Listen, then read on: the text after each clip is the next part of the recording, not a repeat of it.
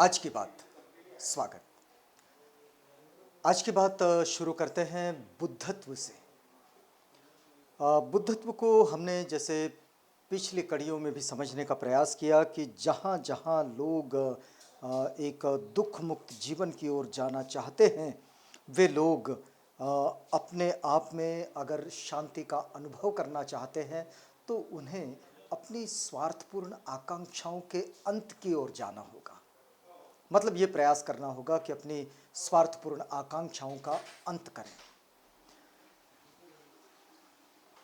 यदि हमने विशुद्ध और सत्य चित्त के मूलभूत होने की बात कही तो वो ही बुद्धता अर्थात बुद्धत्व का बीज है। ये जो विशुद्धता है मतलब शुद्धता में भी विशेष,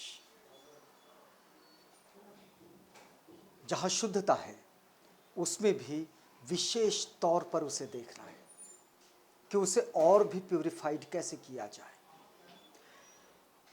विशुद्ध और सत्य चित्त के मूलभूत होने की बात, ये ही बुद्धत्व का बीज है। यदि हम सूर्य और रुई के बीच में सूर्यमणि को रखें तो हमें आग प्राप्त हो सकती है, किंतु ये आग कहीं से आती है? बड़ा अच्छा सवाल है कि ये आग कहीं से आती तो नहीं है, लेकिन अगर हम सूर्य और रुई के बीच सूर्यमणि को रखें तो आग प्राप्त हो सकती है। सूर्यमणि तो सूर्य से अत्यधिक दूर होता है, किंतु सूर्यमणि द्वारा रुई पर आग अवश्य प्रकट होती है। यदि रुई में प्रज्वलित होने की संभावना है या फिर रुई का जलने का स्वभाव ना हो तो फिर आग कदापि नहीं जलती। उसी प्रकार यदि बुद्ध की प्रज्ञा की किरणें मनुष्य के चित्त पर केंद्रीभूत की जाए तो उसका सत्य स्वभाव, जो कि बुद्धता ही है, प्रभासित होगा और उसका प्रकाश अपनी दीप्ति से लोगों के मन आलोकित कर देगा और बुद्ध में श्रद्धा उत्पन्न करेगा। बुद्ध प्रज्ञा का सूर्यमणि सभी मानवीय मनों पर केंद्रित करते हैं और इस प्रकार उनमें श्रद्धा की अग्नि प्रज्वलित होती है। ये देखिए बड़ी महत्वपूर्ण बात है कि तथागत क्या करते हैं। तो तथागत प्रज्ञा का जो सूर्यमणि है, प्रज्ञा का, हमारी बुद्धि का वो चरम, जहाँ हम चीज़ों को ठीक ठीक तरीके से जान लेते हैं और समझ लेते हैं, वो प्रज्ञा का सूर्यमणि सभी मानवीय मनों के अंदर केंद्रित करके फिर उसमें श्रद्धा की अग्नि प्रज्वलित करता है। तथागत की शिक्षाओं से ये मिलता है। लोग अक्सर अपने स्वभाव में मूलतः निहित निर्वाण में बुद्धता से विमुख हो जाते हैं और उसके कारण अच्छे और बुरे के भेद में आसक्त होकर सांसारिक वासनाओं के जाल में फंस जाते हैं। जब प्रज्ञा जागती ही नहीं है, जब चीज़ें ठीक ठीक समझ में आती ही नहीं है, हम चीज़ों के वास्तविक स्वभाव को नहीं समझ पाते हैं, तो फिर सांसारिक वासनाओं के जाल में फंस जाते हैं और अपने बंधनों और दुखों पर विलाप करते रहते हैं। भाई दुख तो जीवन का हिस्सा है, वो आते जाते रहते हैं, लेकिन हम उसके विलापों पर फंस जाते हैं। और फिर ये क्या कारण है कि लोग जिनमें कि मूलतः निर्वाण में विशुद्ध चित्त निहित है, इस प्रकार भ्रांति में पड़कर अपने बुद्धता के प्रकाश को ढककर मोहमाया के संसार में भटक जाते हैं। समझ ही नहीं पाते कि चीज़ें अनित्य हैं, समझ ही नहीं पाते कि ये सब कुछ बदलने वाला है, ये सब कुछ परिवर्तनशील है। बिल्कुल आज जो घटनाएं घटित हुई वो कल वैसी की वैसी ही बनी रहेगी, ऐसा कोई ज़रूरी नहीं है। लेकिन बावजूद इसके हम बरसों बरस बीत चुकी हुई घटनाओं को अपने वर्तमान जीवन का आधार बनाकर उसी को ढोते रहते हैं और ढोते ढोते अपने वर्तमान को भी खराब कर लेते हैं, और जो फिर वर्तमान में बोते हैं वही भविष्य में चला आता है और भविष्य भी ऐसे खराब करते हैं। इसलिए बीती हुई बातों को जो लेकर चलते, बीती हुई बातों में अगर कोई अच्छाई है तो बात दूसरी है, लेकिन अगर वो अच्छा नहीं है अगर वो शोक दे रहा है, विलाप दे रहा है, दुख दे रहा है, कष्ट दे रहा है, पीड़ाएं दे रहा है, तो इन सारी चीज़ों को हमने वहीं पर छोड़ देना चाहिए, क्योंकि वर्तमान तक उसको खींच कर लाने से वर्तमान भी खराब हो जाता है। तथागत यही सिखाते हैं कि ये जो इस वक्त का ये जो पल है, इस पल को अपने जीवन जीने का आधार बनाएं और यहीं से पूरे विश्वास के साथ और पूरे उत्साह के साथ और पूरे आनंद के साथ आज का ये जीवन यापन करने का प्रयास करें।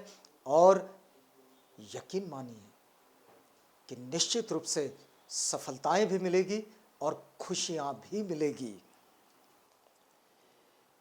पुराने जमाने में एक आदमी एक दिन सवेरे दर्पण के सामने बैठा, तब उसमें अपना चेहरा और सिर भी न दिखने के कारण भौंचक्का रह गया।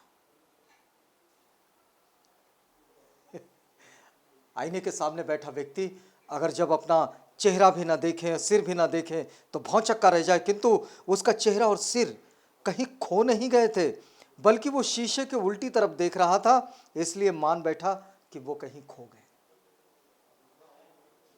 शीशा दूसरी तरफ लगा हुआ है, आईने के विपरीत बैठा हुआ है, और आईने के विपरीत बैठने के कारण ये समझ ही नहीं पाया कि वो है भी या नहीं।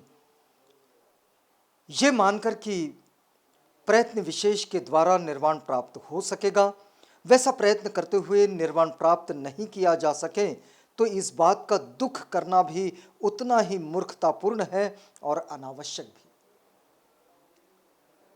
अगर कोई प्रयास ही ना करें या फिर प्रयास करे और ये मान के बैठे कि भाई मुझे तो निर्वाण नहीं मिलेगा, तो ये भी मूर्खता ही है और ये अनावश्यक भी है। निर्माण में विफलता नहीं होती है, विफलता उन लोगों की होती है जो भेदभावपूर्ण मन से निर्वाण की खोज करते हैं।